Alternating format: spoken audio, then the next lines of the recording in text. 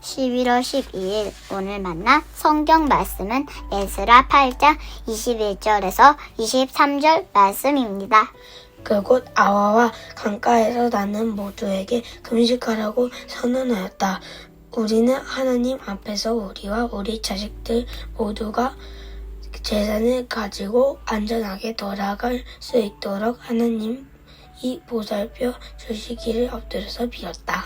왕에게는 우리가 이미 하나님을 찾는 사람은 하나님이 잘 되도록 보살펴 주시지만 하나님을 저버리는 자는 하나님의 큰 노여움을 피하지 못한다고 말한 바가 있어서 우리가 돌아가는 길에 원수들을 만나게 될지도 모르니 보병과 기병을 내어 달라는 말을 부끄러워서 차마 할 수 없었다.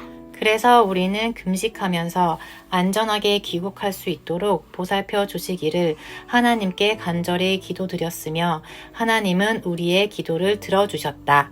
아멘. 오늘 만나로 만나주시는 하나님을 기대합니다. 성경을 읽다 보면 하나님께 손과 눈과 귀와 발이 있으신 것처럼 묘사될 때가 있습니다. 하나님은 사람처럼 신체를 가지신 분은 아니지만 성경은 하나님의 마음과 뜻을 나타내기 위해 인격적인 표현을 사용합니다. 출애굽기에서는 이렇게 기록합니다. 세월이 많이 흘러서 이집트의 왕이 죽었다. 이스라엘 자손이 고된 일 때문에 탄식하며 부르짖으니 고된 일 때문에 부르짖는 소리가 하나님께 이르렀다. 하나님께는 들으시는 귀가 있습니다. 시편 기자는 이렇게 노래합니다. 주님의 눈은 의로운 사람을 살피시며 주님의 귀는 그들이 부르짖는 소리를 들으신다. 하나님께는 살피시는 눈이 있습니다. 창세기 3장에서 아담은 하나님이 동산을 거니시는 소리를 듣기도 했습니다. 그 발걸음은 심판의 발걸음이면서도 동시에 잃어버린 자를 찾아오시는 사랑의 발걸음이었습니다. 이처럼 하나님께서 보시고 들으시고 걸으시며 손으로 붙드시는 모든 행위의 중심에는 우리에게 선을 베푸시는 하나님의 사랑이 있습니다. 에스라 8장에서도 이런 인격적 표현 가운데 하나가 등장합니다. 바로 하나님의 손입니다. 새번역에서는 22절을 이렇게 옮깁니다. 하나님을 찾는 사람은 하나님이 잘 되도록 보살펴 주시지만 하나님을 저버리는 자는 하나님의 큰 노여움을 피하지 못한다. 그런데 히브리어 원문에는 분명히 하나님의 손이 등장합니다. 개역개정 성경은 그 뉘앙스를 잘 살려 이렇게 번역합니다. 우리 하나님의 손은 자기를 찾는 모든 자에게 선을 베푸시고 그를 떠나는 모든 자에게는 권능과 진노를 내리신다. 이 하나님의 손은 31절에서도 다시 등장합니다. 우리 하나님의 손이 우리를 도우사 대적과 길에 매복한 자의 손에서 건지신지라. 에스라서에서 하나님의 손은 돕는 손, 보호의 손, 인도하는 손으로 묘사됩니다. 에스라가 귀한 길을 나섰을 때 그는 그 길이 얼마나 위험한지 잘 알고 있었습니다. 광야의 길에는 강도와 적군이 도사리고 있었고 그가 인도하는 무리들은 성전의 금과 은을 싣고 가는 자들이었습니다. 에스라가 활동하던 시기에 페르시아 제국은 광대한 영토를 다스렸고 도로망과 행정체계가 잘 정비되어 있었습니다. 특히 왕이 파견하는 관리나 사절에게는 호위 병력과 보호 서신을 제공하는 것이 일반적이었습니다. 느헤미야의 경우에도 같은 왕에게서 군대 장관과 마병의 호위를 받습니다. 왕의 명령을 수행하는 관리가 안전하게 임무를 완수하도록 하는 것은 제국 행정의 기본 원칙이었기 때문입니다.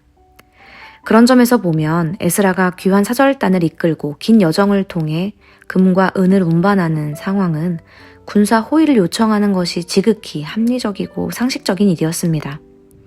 하지만 에스라는 그렇게 하지 않았습니다. 그 이유는 그가 이미 왕 앞에서 하나님 신앙을 증언했기 때문입니다. 22절 말씀을 다시 한번 읽어보겠습니다. 왕에게는 우리가 이미 하나님을 찾는 사람은 하나님이 잘 되도록 보살펴 주시지만 하나님을 저버리는 자는 하나님의 큰 노여움을 피하지 못한다고 말한 바가 있어서 우리가 돌아가는 길에 원수들을 만나게 될지도 모르니 보병과 기병을 내어달라는 말은 부끄러워 차마 할 수 없었다.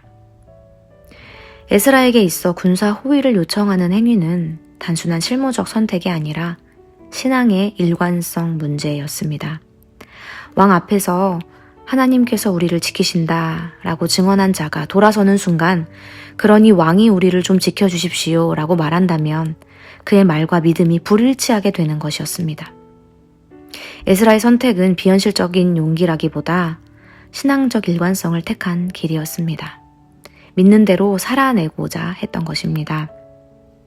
그 결과 31절은 그 신앙의 결실을 이렇게 증언합니다. 우리 하나님의 손이 우리를 도우사 대적과 길에 매복한 자의 손에서 건지신지라. 하나님의 손은 단지 추상적인 상징이 아닙니다. 그 손은 지금도 우리 삶을 이끄시는 실제적이고 인격적인 돌보심의 손입니다. 그 손은 광야의 길에서도 불확실한 미래 속에서도 두려움과 위기 가운데서도 우리를 붙드십니다. 하나님께서는 우리의 부르짖음을 들으시고 우리의 길을 살피시며 우리 곁에 찾아오시고 손으로 우리를 일으켜 세우십니다. 에스라가 그 손을 믿고 나아갔던 것처럼 오늘 우리도 하나님의 손의 보호를 신뢰하며 살아가는 신앙으로 부름받았습니다. 오늘도 우리를 만나주시고 붙드시는 하나님의 손이 우리의 걸음을 인도하실 줄 믿습니다. 그 손 안에서 평안을 누리고 그 손을 의지하여 담대히 나아가길 소망합니다. 기도하겠습니다. 하나님, 오늘 우리의 삶의 길도 에스라의 귀환 길처럼 험하고 불안할 때가 많습니다. 예상치 못한 위기와 불확실한 미래 앞에서 마음이 흔들릴 때 주님의 손으로 우리를 도우사 지켜주옵소서. 우리의 길을 인도하시고 대적의 손에서 건져주시는 주님의 손의 권능을 경험하게 하옵소서.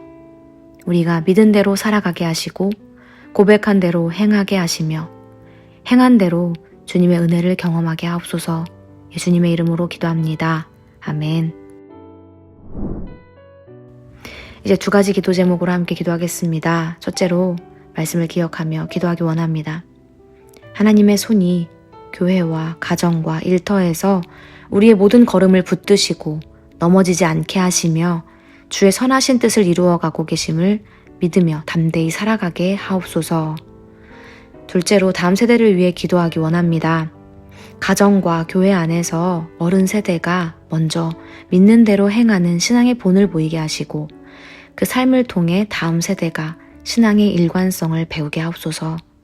다음 세대가 세상의 힘과 보장을 의지하기보다 살아 역사하시는 하나님의 손을 신뢰하게 하옵소서. 이렇게 기도하신 후에 개인 기도하시겠습니다.